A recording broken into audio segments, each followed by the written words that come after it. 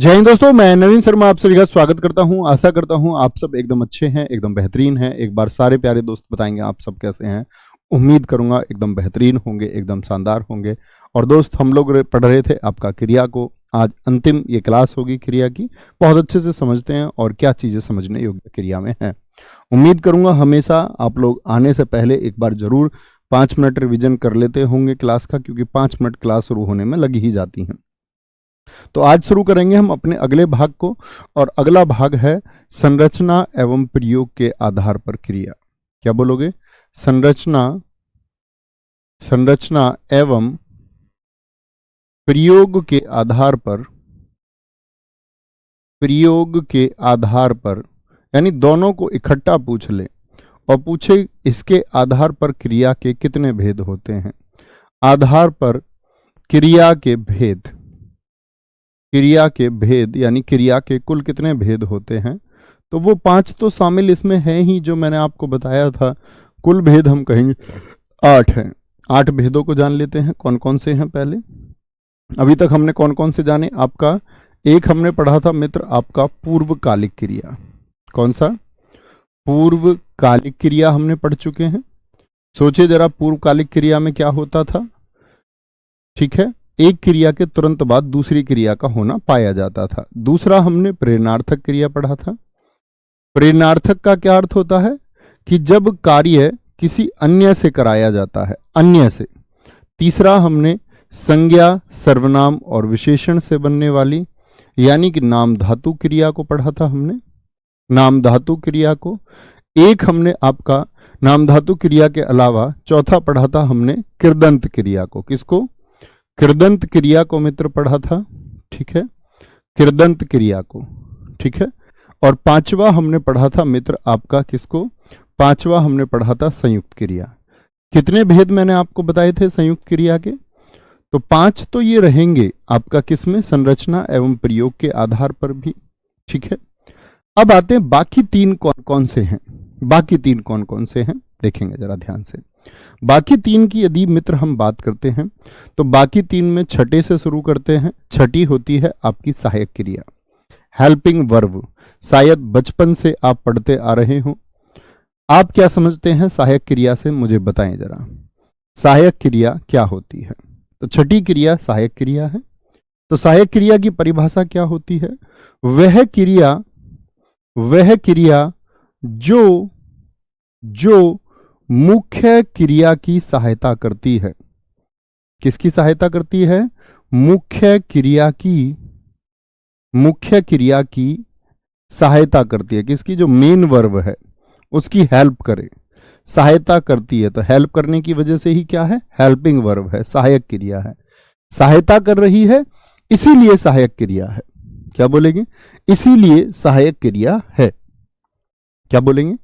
तो मुख्य क्रिया की जो सहायता करे, जैसे आप बचपन से पढ़ते आ रहे, उदाहरण देखें। इसका उदाहरण है, क्या बोलोगे? वह खाना खाता है।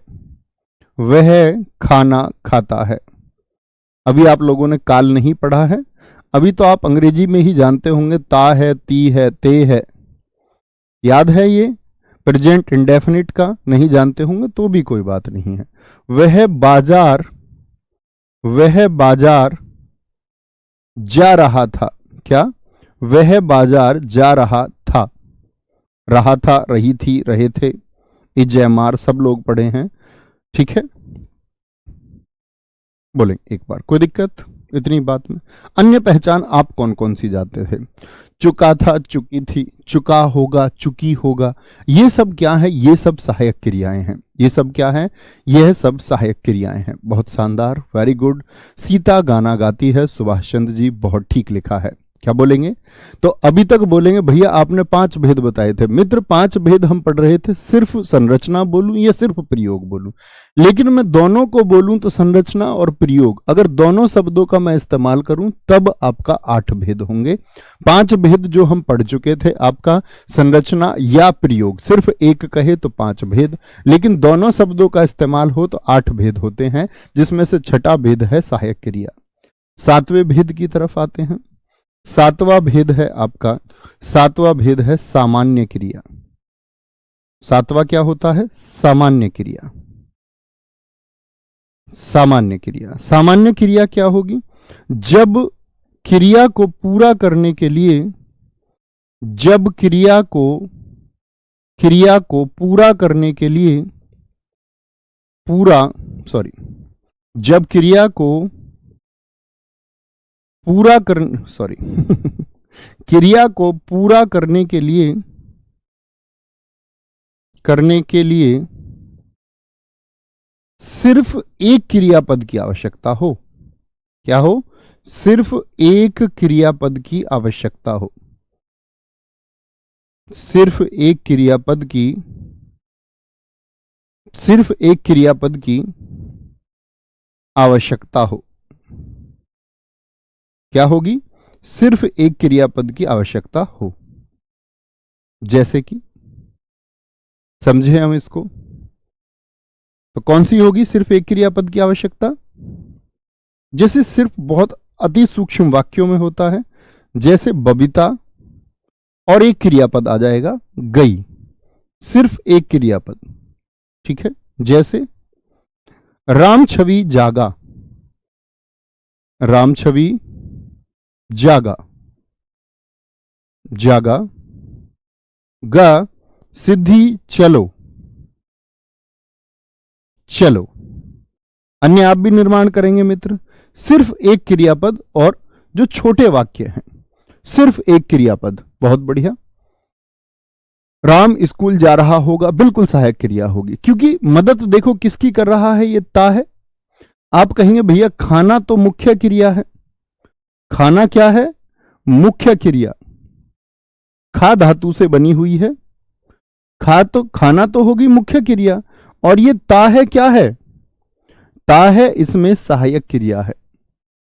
ता है क्या है? इसमें सहायक क्रिया है। मुझे बताएंगे जो वाक्य लिखा हुआ है बाजार जा रहा था, इसमें मुख्य क्रिया क्या है और सहायक क्रिया क्या है? आप बोलेंगे भैया इसमें जो जाना है, जाना तो क्या है? मुख्य क्रिया है, और जो रहा था ये क्या है? ये मित्र आपका सहायक क्रिया है। यानी सहायता कर रही है, किसकी सहायता कर रही है? मुख्य क्रिया की। राम खाओ, ठीक है, क्या बोलेंगे आपका? बबीता गई, राम छवि जागा, सिद्धि चलो। क्या बोलेंगे? सिद्धि चलो। इस तरह के वाक्य, या आइए, या चलते, चलते हैं लिखते ही क्या हो जाएगा? वह आपकी सहायक क्रिया बन जाएगी, क्योंकि ता है, ती है, ते है। रमेश गया, मम्मी आई, मम्मी आई, ममता आई, एक मित्र ने लिखा है। नवीन सर आए, बहुत शानदार, वेरी गुड। तो सामान्य क्रिया क्या होती है? जब आपका एक ही क्रियापद से काम हो जाए। आठवीं क्रिया होगी मित्र सजातीय क्रिया। कौन सी क्रिया? सजातीय क्रिया। सजातीय क्रिया। सजातीय क्रिया क्या होती है? जब एक ही क्रिया शब्द को, एक ही न लिख के एक लिख सकते हैं, जब एक क्रिया शब्द को दो रूपों में लिखा जाए, दो रूपों में लिखा जाए। कैसे लिखा जाए? दो रूपों में। कैसे भैया? उदाहरण से समझें, उदाहरण से समझेंगे। आप भी निर्माण करने का प्रयास करेंगे। जैसे मैंने एक वाक्य लिखा, उन्होंने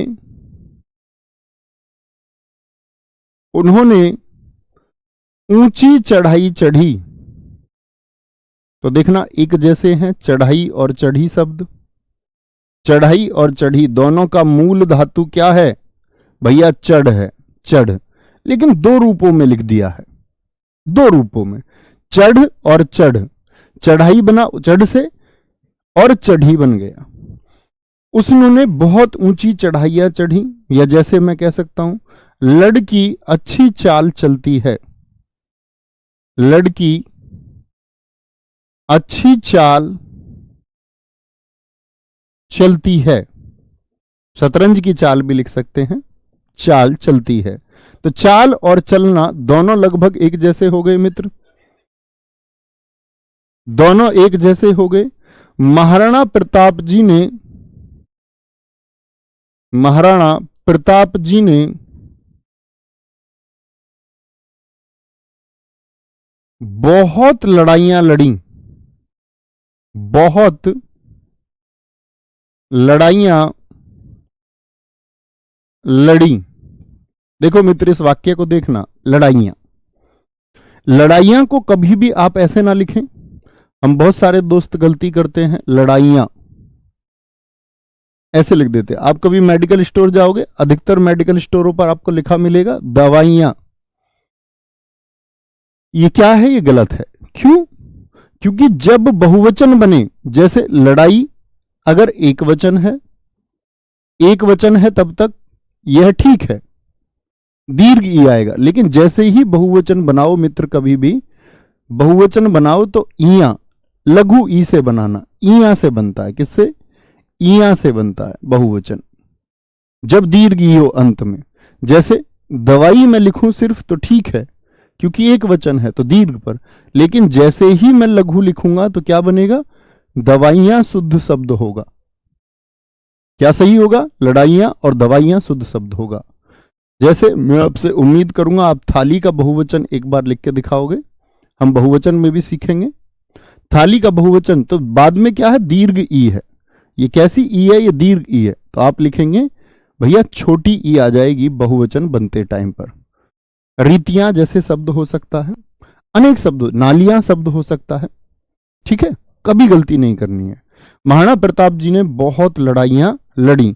हमने खाना खाया, हमने खाना खाया, तो खा खा से बनी हुई है, लड़ लड़ से बनी हुई है। हरीश को पुलिस ने बहुत मार मारी, हरीश को पुलिस ने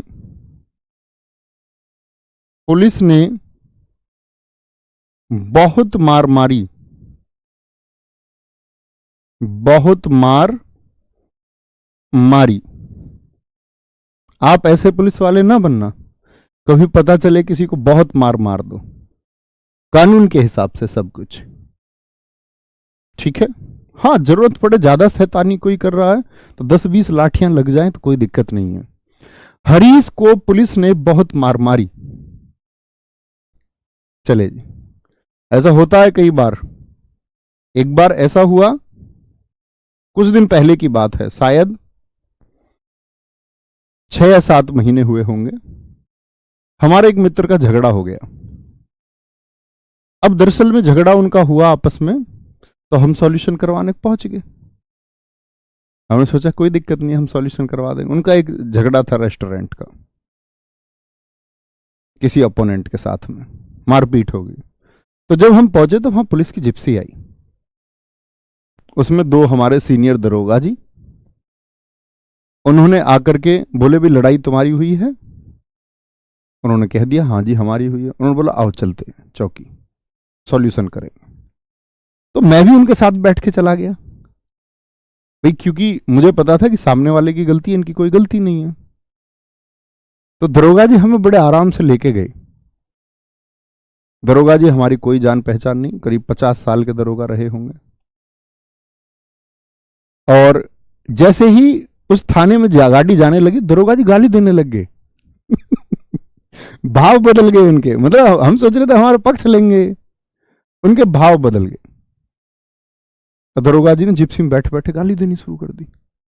मगर बड़े कमाल आदमी है। तो उस तरह के नहीं बनना है। अंदर गए थाने में, हालांकि वो बाद की बात है, वो एक अलग विषय है कि फिर आप जैसे हमारे बहुत सारे छात्र जो पहले यूपीएसआई के छात्र थे, यूपी पुलिस में कार्यरत थे, उन्होंने कहा जी हमारे गुरुजी है, ये झगड़ा नहीं कर सकते। मैंने कहा भाई झगड़ा किसी ने भी नहीं किया है। तो फिर वो सॉल्यूशन हुआ। वो बहुत सारा स्टाफ था यहीं ग्रेटर नोएडा बीटा सेकंड थाने में। तो भैया तो ऐसे नहीं बनना है। पहले आप लोगों को पारखी नजर से ये देख लेना है कि अपराध क्या है, तभी कुछ एक्शन लेना है। ऐसे नहीं कि पता चले प्रताड़ित करने लग जाओ किसी को। तो ये 8 मुख्य भेद थे हमारे। 8 मुख्य भेदों में से आप जाने कि भैया अगर सिर्फ प्रयोग या सिर्फ संरचना दे तो हम कहेंगे 5, लेकिन दोनों शब्दों को यदि एक साथ पूछ ले, प्रयोग और संरचना के आधार पर दोनों को इकट्ठे, तो 8 कहेंगे। 5 हम जान चुके थे, आज हमने जाना, किस किस को बताएं एक बार। क्या बोला हमने? हमने बोला कि भैया एक तो होगी आपकी सहायक क्रिया। कौन सी? सहायक, जो मुख्य क्रिया की सहायता करती है, मुख्य क्रिया की सहायता। एक हमने जाना सजातीय, जिसमें एक जैसे क्रियापद इस्तेमाल होंगे, एक जैसे, ठीक है। और एक हमने जाना क्या आपका सहायक सजातीय के साथ में सामान्य क्रिया को, सामान्य एक पद पर खत्म हो जाए, ये हमने जाना। सर अनुकरणात्मक क्रिया भी होती है कि हाँ, अभी और अन्य क्रियाएं हैं, अभी बहुत सारी, अध्याय खत्म नहीं हुआ है। वह बहुत अच्छी लिखाई लिख रही है भैया, यह हो जाएगा क्या? बिल्कुल होगा, क्यों नहीं होगा। विशाल सोनकर जी, आप तो हमारे पुराने छात्र हैं, गलती नहीं करनी है। चलो जी, अब आते हैं अन्य महत्वपूर्ण क्रिया, जिनको अलग अलग विद्वानों के अनुसार समय समय पर क्रिया की संज्ञा दी गई। अन्य महत्वपूर्ण क्रियाएं, महत्वपूर्ण क्रिया कौन कौन सी होती हैं? बहुत संक्षिप्त से जानेंगे, आप लोगों को कोई डाउट होगा फिर डाउट लेंगे सबके, ठीक है। जैसे एक क्रिया होती है आपका क्रियार्थक संज्ञा, बोलते हैं उसको क्रियार्थक संज्ञा क्रिया। क्रियार्थक संज्ञा क्या होती हैं? जिसमें दोस्त आपके हित की बात की गई हो, हित की, कि आपके शरीर के लिए अच्छा है, वो क्रियार्थक संज्ञाएं हैं। जैसे उदाहरण से बहुत अच्छा समझ पाएंगे। क्या बोलोगे जी? पढ़ाई करने से चरित्र का निर्माण होता है। पढ़ाई करने से चरित्र का निर्माण होता है, चरित्र का निर्माण होता है। अध्ययन करने से चरित्र का, तो आपके लिए अच्छी चीज है या नहीं? दौड़ना स्वास्थ्य के लिए अच्छा होता है, या मैं बोल दूं कसरत करना, दौड़ना सेहत के लिए लिख लें या स्वास्थ्य के लिए लिख लें, एक ही बात है। दौड़ना स्वास्थ्य के लिए अच्छा होता है। अन्य वाक्य आप प्रयास करिए। तो ऐसी बात करें कि जो आपके लिए, आपके जीवन के लिए, आपके स्वास्थ्य के लिए बहुत जरूरी है, बहुत जरूरी है, ठीक है। आगे आएंगे, कोई दिक्कत, कोई परेशानी?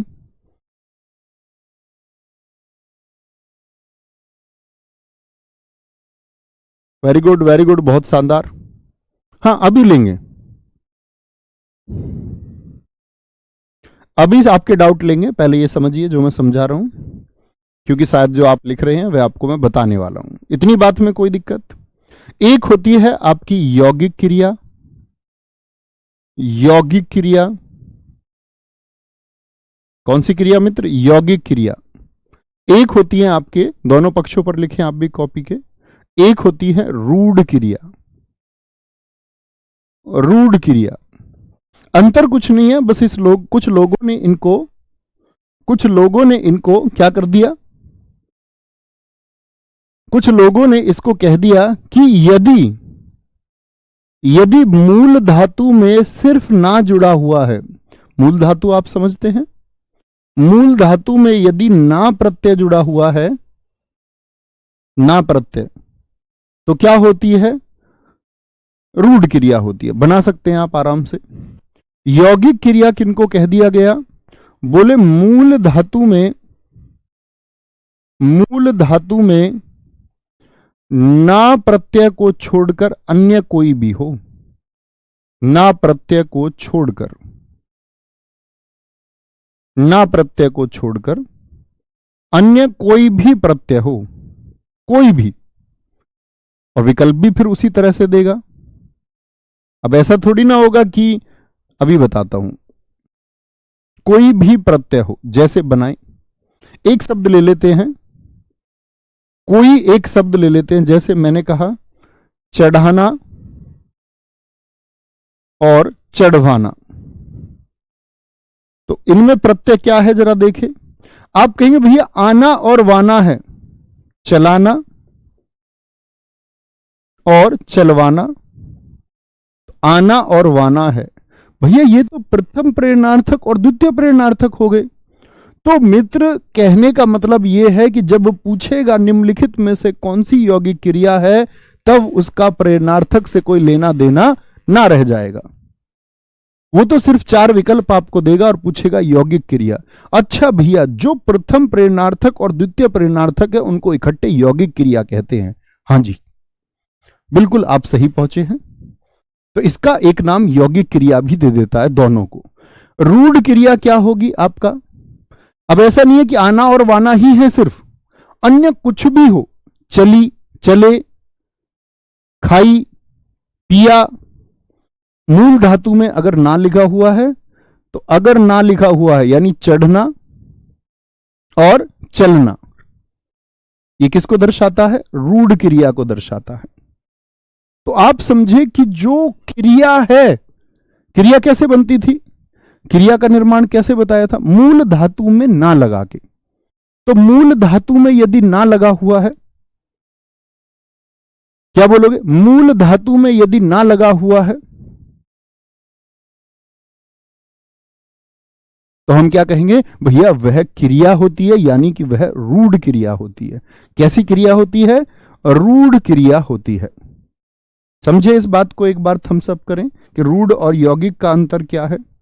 एक होती है आपकी विधि क्रिया। विधि क्रिया,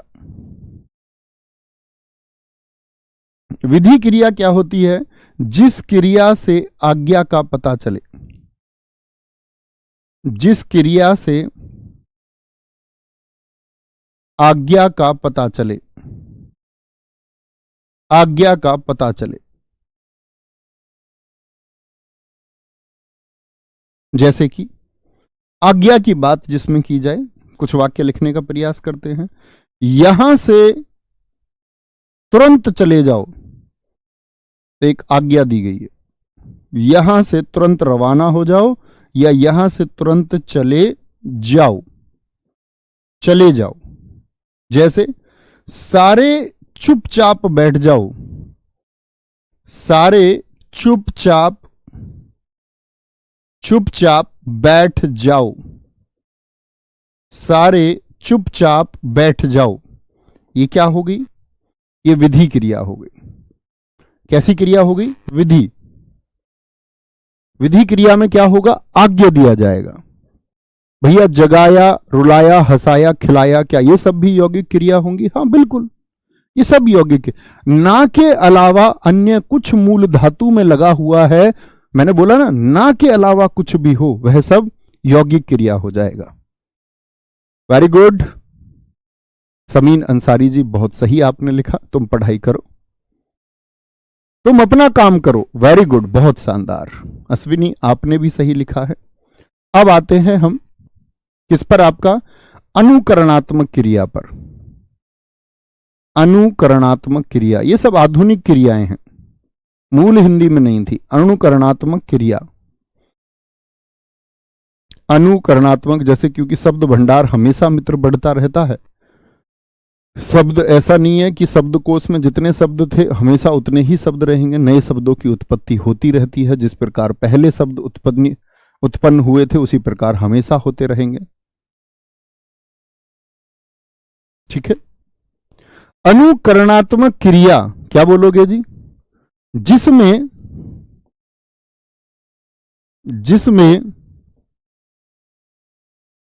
शब्दों का अनुकरण हो, शब्दों का अनुकरण हो। अनुकरण मतलब कि पुनरावृत्ति, कोई शब्द बार बार आता है। जैसे देखें जी, क्या होगा? आप कहेंगे भैया भिन्न भिनाना, इसमें भिन्न कितनी बार आया है? मक्खियां भिन भिना रही हैं, मक्खियां भिन भिना रही हैं। क्या बोलोगे? फड़फड़ाना। इसमें फड़फड़ कितनी बार आया है? 2 बार। फड़फड़ाना। सोचे और क्या हो सकता है? खटखटाना। वह दरवाजे को खटखटा रही है। थपथपाना। वह उनकी पीठ को थपथपा रहा है। और सोचे। भन भनाना। भन भनाना। वह गुस्से में भन भना रहा है। उसके कान झनझना रहे हैं। झनझनाना, झनझन से बना हुआ है। घोड़ा हिन हिना रहा है। हिन हिना रहा है। दादी जी बड़बड़ा रही हैं। बड़बड़ा, बड़बड़ा रही हैं। भिनभिनाना, भनभनाना, फड़फड़ाना, खटखटाना, थपथपाना। और भी हो सकते हैं क्या? सोचे। झनझनाना, हिन, टनटनाना। टनटनाना। घंटियां टनटना रही हैं। थरथराना, थरथर कांप रहे हैं, थरथरा रहे हैं। थरथराना, थरथराना। खिलखिलाना, बहुत शानदार।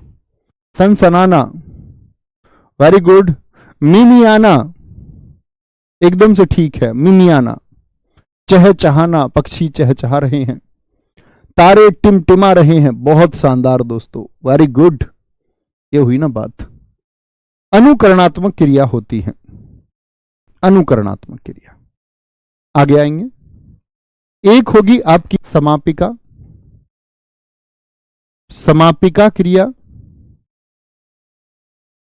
और एक होगी मित्र आपकी, अपने ही पेज पे दूसरी तरफ लिखें, असमापिका क्रिया। नाम से ही स्पष्ट है, नाम से ही स्पष्ट है। क्या बोलेंगे? समापिका क्रिया क्या होती है? आप कहेंगे भैया समापिका मतलब समाप, समाप यानी समाप्त। वाक्य की समाप्ति पर क्रिया यदि हो, वाक्य की, ऐसे लिखें, सिर्फ वाक्य की, तो ज्यादा शुद्ध हो जाएगा।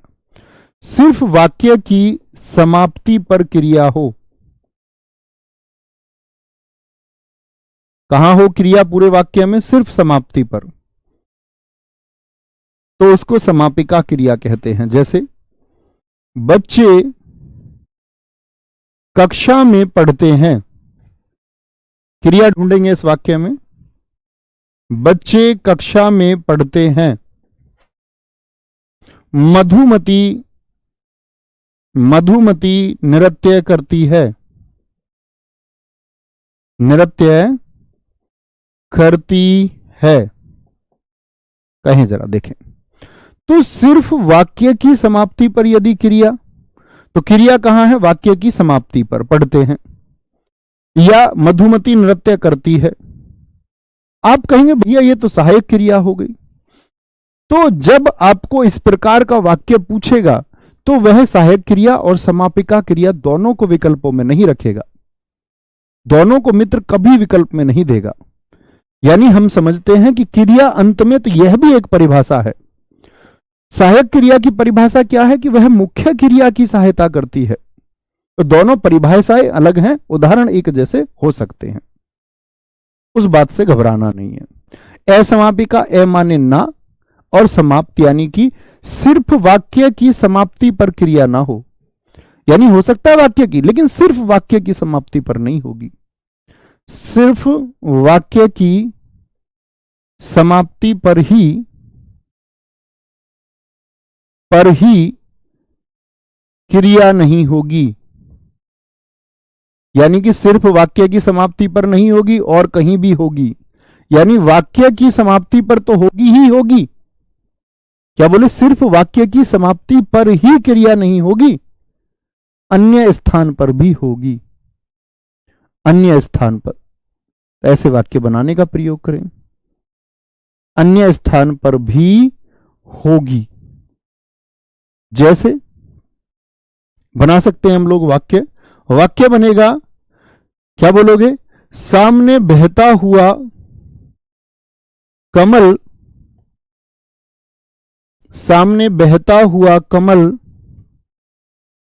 बहुत अच्छा लग रहा है। तो क्रिया पहचाने कौन सी है इसमें? अंत में तो है ही, लग रहा है, अंत में तो मित्र है ही,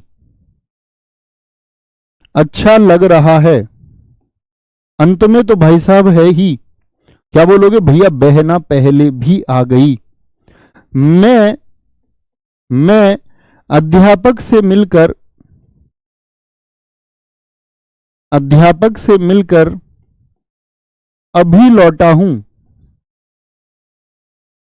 तो लौटना तो अंत में तो आई ही आई है, अभी लौटा हूं, तो लौटना तो है ही, उससे पहले भी आया है। तो समापिका और असमापिका में भी क्रिया को हम बांट सकते हैं,